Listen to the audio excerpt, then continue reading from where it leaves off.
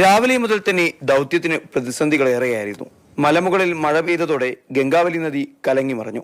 ദിവസങ്ങൾക്ക് ശേഷം ഷിരൂരിൽ കനത്ത മഴ പെയ്തതോടെ NDRF നേവി സംഘങ്ങൾക്ക് മടങ്ങേണ്ടിയും വന്നു.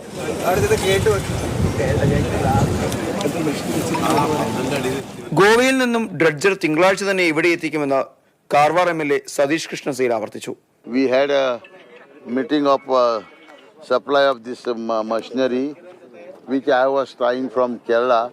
Now I got in Goa also, and that is a bigger, much higher than the power. എന്നാൽ കാലാവസ്ഥ പ്രതികൂലമായതിനെ തുടർന്ന് ഈ മാസം 22-ന് ശേഷം മാത്രമേ ഡ്രഡ്ജർ ഷിരൂരിൽ എത്തിക്കാനാവുകയുള്ളൂ എന്നാണ് കമ്പനി നൽകുന്ന വിശദീകരണം. മരച്ചില്ലകളും മറ്റു തടസ്സങ്ങളും നീക്കം ചെയ്യാൻ മുങ്ങൽ വിദഗ്ധർക്ക് ഇന്ന് സാധിച്ചു. നാളെ കാലില് വെള്ളം കമ്മിയായ ഇന്ന് കയറ് കിട്ടിയല്ല അതേ സ്ഥലത്തിൽ ഒരുപാട് കയറ് ഇപ്പൊ നിന്നല്ല കൊഞ്ച കയറ് കിട്ടി ഇന്ന് ഒരു 50 മീറ്റർ കയറ് കിട്ടി അതിന്റെ അതേ സ്ഥലത്തിൽ ഒരു മാർക്കാക്കി നാളെ കാലില് അവിടെ മണ്ണ് തോടണമെന്ന് വ്യവസ്ഥ പണ്ണെന്ന് മുതലാൾക്ക് சொல்லிட்டு ഒരു പകൽ നീണ്ടുനിന്ന തിരച്ചിലിനൊടുവിൽ ഒട്ടേറെ വാഹനഭാഗങ്ങൾ ലഭിച്ചെങ്കിലും അതൊന്നും അർജുന്റെ വാഹനത്തിന്റേതായിരുന്നു. ഇനിയും വൈകിയാൽ ദൗത്യം തന്നെ ഒരുപക്ഷെ പ്രതിസന്ധിയിലായേക്കും.